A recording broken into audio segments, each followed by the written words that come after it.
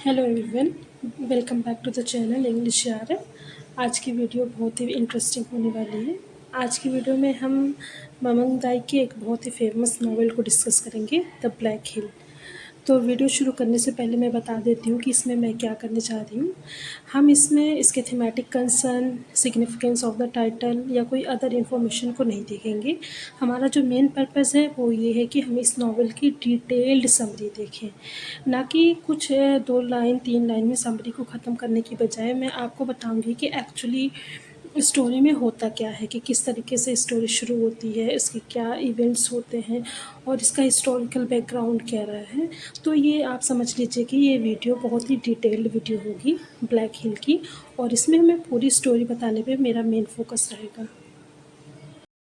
तो स्टोरी शुरू करने से पहले सबसे पहले चलिए हम इसके हिस्टोरिकल बैकग्राउंड को समझ लेते हैं।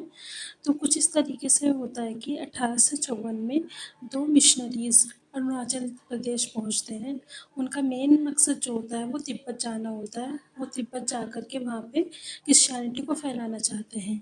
लेकिन चूँकि वो 1800 का टाइम पीरियड था और उस टाइम पे कोई भी ऐसा रास्ता नहीं था कि जो उनको तिब्बत पहुँचाता, सिवाय इसके कि उन्हें अरुणाचल प्रदेश होकर गुज़रना होता। तो ये दोनों जो प्रीस्ट हैं वो वहाँ पे जाने की कोशिश करते हैं। तो सबसे पहले जो फादर निकोलस होते हैं वो पहुँचते हैं, और वहाँ पे पहले से ही वहाँ के जो लोग होते हैं, जो ट्राइबल पीपल हैं अरुणाचल प्रदेश के, क्योंकि उस टाइम पे जो ब्रिटिशर्स होते हैं वो अपना वही एक्सपेंशन वाली पॉलिसी के थ्रू एक्सपेंड कर रहे होते हैं। तो सारे ही ट्राइब के लोग बहुत ही हॉस्टाइल हुए होते हैं इन सारे वाइट मैन की तरफ, और वो किसी भी हर एक वाइट मैन को अपना दुश्मन ही समझते हैं। तो जब ये जो फादर वहाँ पे पहुँचते हैं, हालांकि वो एक मिशनरी के रूप में जाते हैं और उनका मेन मकसद जो है वो तिब्बत जाना होता है, तब भी क्योंकि लोगों के अंदर एक डर सा बसा हुआ होता है इन वाइट मैन को लेकर के। तो एक चीफ पर्सन होता है जो कि मिशमी ट्राइब से बिलोंग करता है। एक चीफ होता है जो कि इन दोनों प्रीस्ट को मार देता है। तो हमें हिस्टोरिकल रिकॉर्ड में ये स्टोरी मिलती है कि किस तरीके से 2 मिशनरीज़ मारे गए थे एक चीफ के ज़रिए। अब ममंग दाई जो है वो ये करती हैं कि वो इसी हिस्टोरिकल इवेंट को उठाती हैं और एक पूरी कहानी लिखती हैं।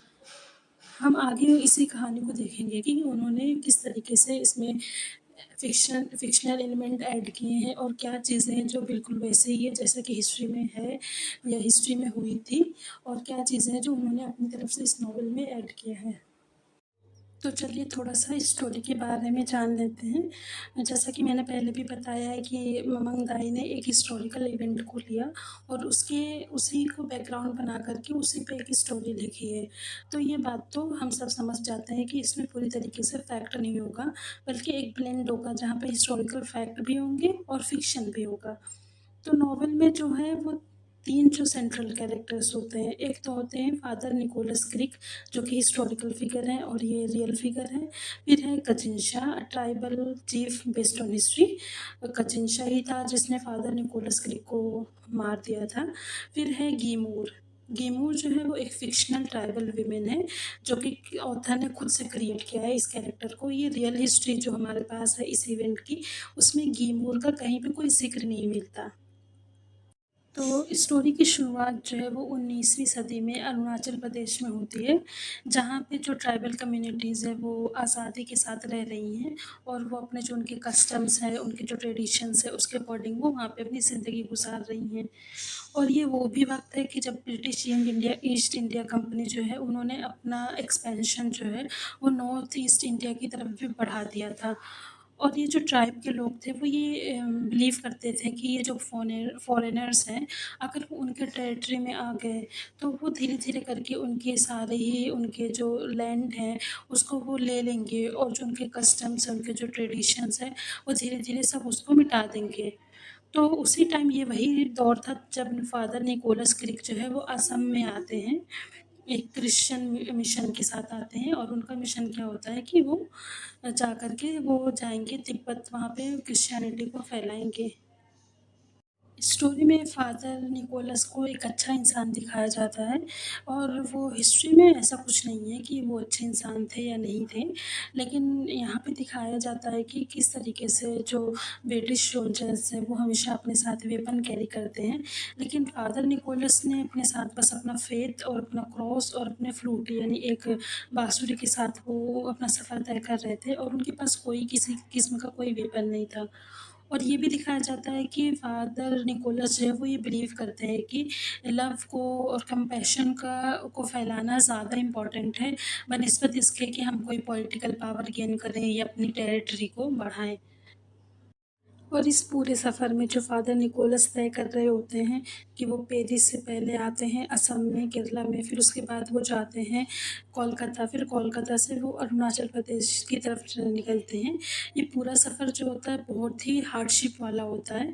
उन्हें बहुत सारी डिफ़िकल्टीज़ आती है थ्रू आउट पूरी जर्नी और फिर वो फॉरेस्ट, माउंटेन, रिवर्स और बहुत सारे ट्राइबल सेटलमेंट को पार करते हुए पहुँचते हैं।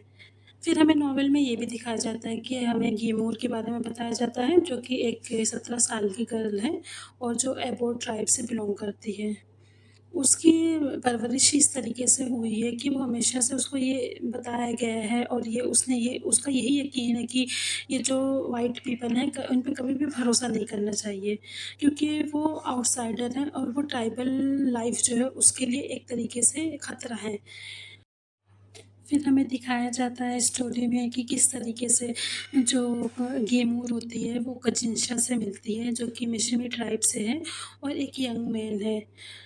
हालाँकि ये दोनों कचिंशा और गेमूर वो अलग-अलग ट्राइब से बिलॉन्ग कर रहे होते हैं और उनकी लैंग्वेज भी डिफरेंट होती है।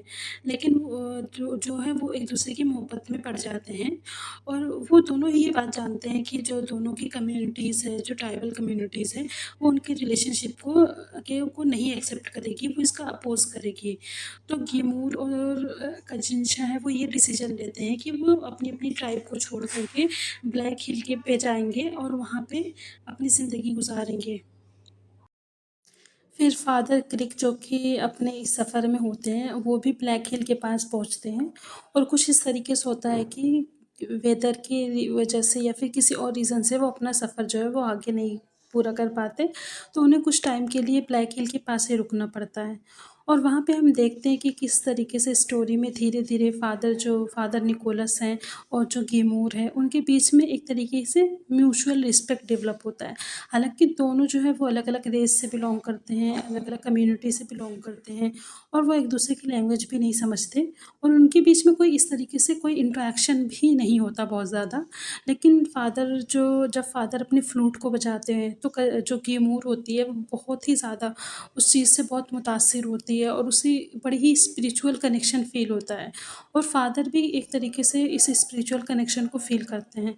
तो कुछ दिन तक वो ये इसी यहीं पे ब्लैक हिल के आस-पास रह रहे होते हैं और इस पूरे उनके कनेक्शन को बहुत ही अलग तरीके से दिखाया जाता है और ये वो फ़िक्शनल एलिमेंट है, वो गैप है जो ममंग दाई फ़िल करने की कोशिश कर रही हैं कि किस तरीके से सिर्फ़ कहानी यही नहीं थी कि एक कुछ प्रीस्ट हैं जिन्हें मार दिया गया, वहाँ पे कुछ और हुआ होगा बैकग्राउंड में, किस तरीके से हुआ होगा, उस चीज़ को दिखाने की कोशिश की गई है कि किस तरीके से गेमूर के और फादर के बीच में एक स्पिरिचुअल रिलेशनशिप डेवलप होती है, एक स्पिरिचुअल कनेक्शन बिल्डअप होता है। फिर कहानी आगे बढ़ती है और हम देखते हैं कि गेमूर जो है वो प्रेग्नेंट है। तो एक दिन जब वो एक नदी क्रॉस कर रही होती है, तो कुछ ऐसा होता है कि वो अपने बच्चे को खो देती है और फिर हम देखते हैं कि उसका जो रिलेशनशिप कजिन्शा से है वो धीरे-धीरे बिगड़ने लगता है, बहुत सारी मिसअंडरस्टैंडिंग डेवलप होती है और एक दिन गेमूर ये करती है कि वो ब्लैक हिल को छोड़ कर के वापस अपने ट्राइब में लौट जाती है। और फिर उसके बाद साथ ही साथ जो फ़ादर निकोलस वहाँ रह रहे होते हैं, उनका और गेमूर का जो एक स्पिरिचुअल रिलेशनशिप होता है, वो भी टूट जाता है। फिर हमें कहानी कुछ दिन के बाद की दिखाई जाती है कि किस तरीके से फ़ादर निकोलस जो हैं, वो उनके पास जो कुछ भी मेडिसिन का नॉलेज है, वो उसके थ्रू जो विलेजर्स हैं, उनकी हेल्प करते हैं और धीरे-धीरे वो एक लोगों का जो है वो ट्रस्ट जीत लेते हैं। फिर उनकी मुलाकात वहाँ पे गेमूर से वापस से होती है और फिर वो दोनों एक-दूसरे से बहुत ही मुतासिर होते हैं और एक कनेक्शन फ़ील कर रहे होते हैं एक-दूसरे के लिए। फिर ऐसा होता है कि जो फ़ादर निकोलस होते हैं, वो मेबो जो एक ट्राइब होती है वहाँ से वो चले जाते हैं। और जो फ़ादर ऑगस्टीन होती हैं, अगर आपको याद हो तो मैंने शुरू में बताया था कि 2 मिशनरीज़ होते हैं।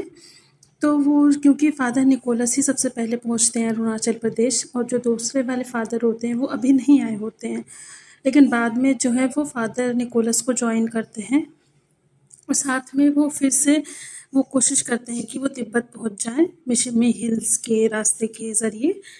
और यहाँ पे हम देखते हैं कि जो हिस्ट्री और फ़िक्शन है यहाँ पे मर्ज होते हैं, क्योंकि यहाँ पे दिखाया जाता है कि किस तरीके से जो पॉलिटिकल टेंशन होती है वो उस इलाके में बहुत ज़्यादा बढ़ जाती है, और जिसकी वजह से बहुत सारी मिसअंडरस्टैंडिंग क्रिएट होती है कि किस पे भरोसा करना है और किस पे नहीं है। तो ये जो 2 फादर होते हैं जो कि वो वाइट मैन ही होते हैं, तो हम देखते हैं कि फिर से जो ट्राइब के लोग होते हैं बहुत ही हॉस्टाइल हो जाते हैं कि हो सकता है कि ये कोई एजेंट हो और इन्होंने फादर का रूप ले रखा हो, या फिर कौन है, इनकी क्या हिस्ट्री है, वो क्यों यहाँ पे आए हैं। तो ये सारी टेंशन की वजह से हम देखते हैं कि जो कजिन्शा होता है वो फादर निकोलस को बचाने की कोशिश कर रहा होता है, लेकिन कुछ ऐसा होता है कि वहाँ पे फादर निकोलस की मौत हो जाती है इस पूरे जो पॉलिटिकल टेंशन के बीच में।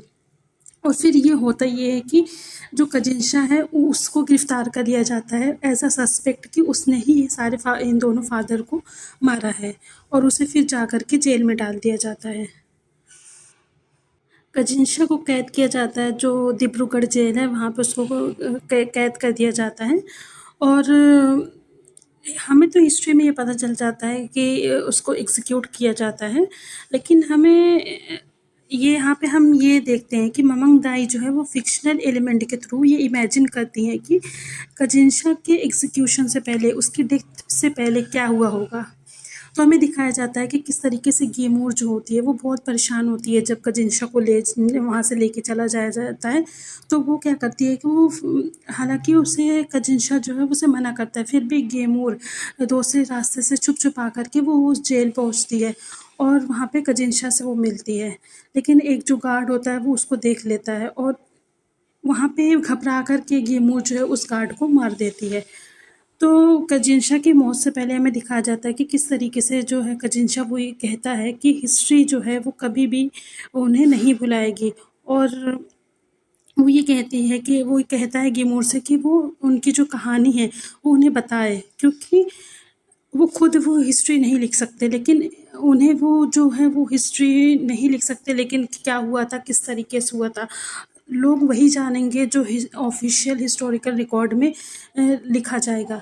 लेकिन फिर भी इस स्टोरी के थ्रू ममंग दाई ने ये करने की कोशिश की है कि वो जो गैप है या फिर एक बैकग्राउंड स्टोरी क्या रही होगी, क्यों वो जो फादर थे उनको मारा गया, या फिर क्या पॉलिटिकल टेंशन थी उस हाल में।